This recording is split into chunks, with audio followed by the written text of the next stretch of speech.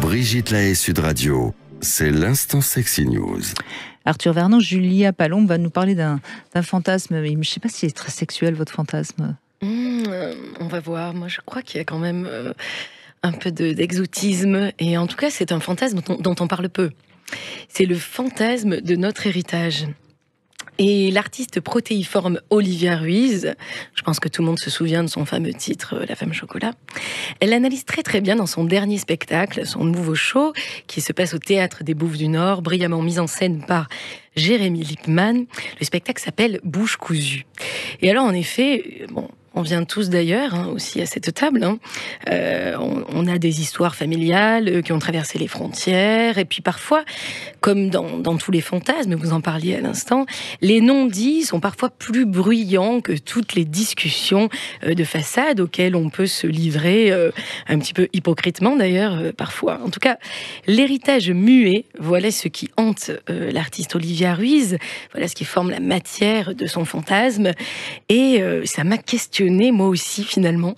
Moi je suis née d'un père d'origine arménienne, d'une mère d'origine italienne, et c'est vrai que ces origines n'étaient pas forcément visibles à la maison, on ne parlait pas ces langues par exemple, mais il y avait quelque chose qui s'allumait lorsque on écoutait une chanteuse italienne à la radio, ou lorsque les riz entourés de feuilles de vigne arrivaient sur la table. Je voyais bien que ça titillait l'héritage, l'héritage de nos ancêtres.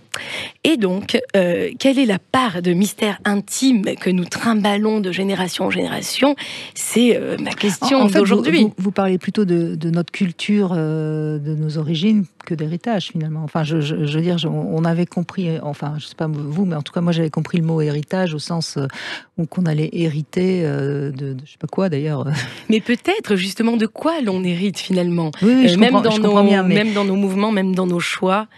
Quelle est la part de ce que l'on hérite? C'est une vraie question que je vous pose aussi d'ailleurs. On existe de par nos origines, évidemment. Évidemment.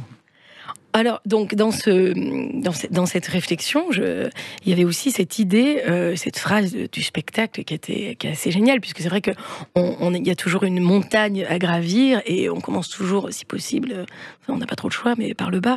Et il y a cette phrase qui dit « Il est extrêmement rare que la montagne soit abrupte de tous les côtés ». Et je trouve ça assez marrant, parce que il y a forcément, je me dis, il y a forcément un chemin possible pour revenir à soi, pour gravir cette montagne de sensations, pour comprendre son histoire. Si on part du principe qu'on est tous des exilés, loin de nos terres, les réels et les imaginaires d'ailleurs, les fantasmés, je me demande, lorsque l'on passe d'un corps à l'autre, Brigitte, est-ce que l'on peut parler d'exil? Parfois on se sent complètement dépaysé d'un corps à l'autre, et finalement la question à nouveau là si on se reste, pose. Ce qui me vient là comme ça, c'est si on reste dans son corps, tout va bien, on n'est pas exilé, quoi. C'est plutôt l'autre qui s'exile, je sais pas, moi c'est comme ça que mais lorsque l'on se mélange à l'autre, on a l'impression quand même que l'autre est notre terre. En tout cas, on se partage... Je sais pas, non, vous vous sentez jamais dépaysé. J'ai plutôt l'impression d'être la terre. Qu'est-ce que vous diriez, vous, Arthur Vernon? Non, mais c'est intéressant comme être dépaysé du corps de l'autre. On est dépaysé, on part ailleurs. Mais alors après, dans quelles contrées? C'est des contrées imaginaires, des contrées géographiques, mais il peut y avoir un dépaysement. Un dépaysement qui est lié à l'acte lui-même, mais c'est pas forcément à l'origine de la personne. Mais oui, on part loin dans tous les cas, lorsqu'il y a un rapprochement charnel. Là. Oui, et puis moi je peux me sentir dépaysé de l'odeur de l'autre, de la saveur. Ouais, je peux avoir ce sentiment de l'exil dont on parle souvent de manière plus terre à terre, disons. Enfin, alors, vous l'avez dit tout à l'heure, le fantasme n'est pas forcément à réaliser, puisque c'est plutôt un miroir dans lequel on aime se projeter. Mais puisque le fantasme est autorisé, lui, peut-être nous pourrions fantasmer tous ensemble, armés de nos différences, de nos accents venus d'ailleurs, de nos penchants érotiques, de tous ces corps que nous avons traversés, et ceux qui nous restent encore, de nos secrets inavouables.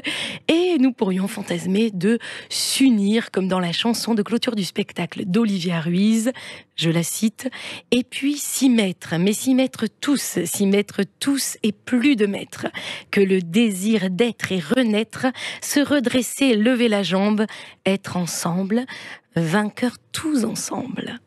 C'est joli. Oui. Une grande partouze, quoi. Voilà. Voilà, c'est ça. Merci en tout cas, Julia Palombe. Et puis, on peut vous retrouver bien sûr sur votre site juliapalombe.com.